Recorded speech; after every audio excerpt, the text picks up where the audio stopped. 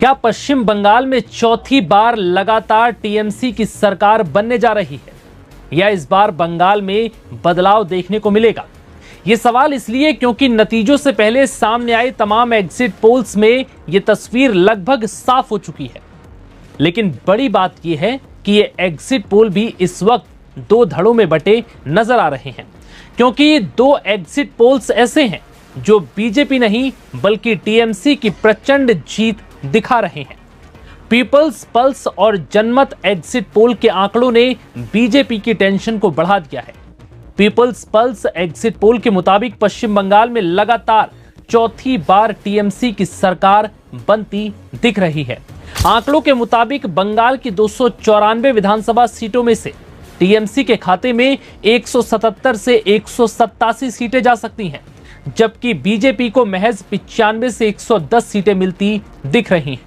वहीं इस सर्वे में कांग्रेस के खाते में सिर्फ 3 सीटें जा रही। वहीं जनमत एग्जिट पोल में टीएमसी के खाते में 195 से रिकॉर्ड 200 सीटें तक जाती नजर आ रही हैं, जबकि बीजेपी के खाते में सिर्फ और सिर्फ 80 से 90 सीटें जा सकती हैं। वहीं कांग्रेस का वजूद यहां भी लगभग खत्म है, यानी सिर्फ 1 से 3 सीटों में कांग्रेस सिमट सकती है। वहीं अन्य के खाते में 3 से 9 सीटें जाने का अनुमान है। ये वो दो एग्जिट पोल हैं जिन्होंने बीजेपी की टेंशन को लगभग बढ़ा दिया है, क्योंकि ये दो एग्जिट पोल अगर नतीजों में कन्वर्ट होते हैं तो बंगाल में चौथी बार लगातार ममता बनर्जी की सरकार बनती दिख रही है। हालांकि इनके अलावा तमाम एग्जिट पोल्स ये बता रहे हैं कि बंगाल में बीजेपी की सरकार लगभग बनना तय है। 7 एग्जिट पोल्स में से 5 में बीजेपी की सरकार बन रही है। जेवीसी एग्जिट पोल की बात करें तो बीजेपी के खाते में 138 से 159 सीटें जा सकती हैं। वहीं टीएमसी को 131 से 152 सीटें मिल सकती हैं। पीएमआरक्यू की बात करें तो इसके एग्जिट पोल में बीजेपी को 150 से 175 सीटें मिलने का अनुमान है। टीएमसी के खाते में 118 से 138 सीटें जा सकती हैं। वहीं अन्य के खाते में 2 से 6 सीटें जा सकती हैं।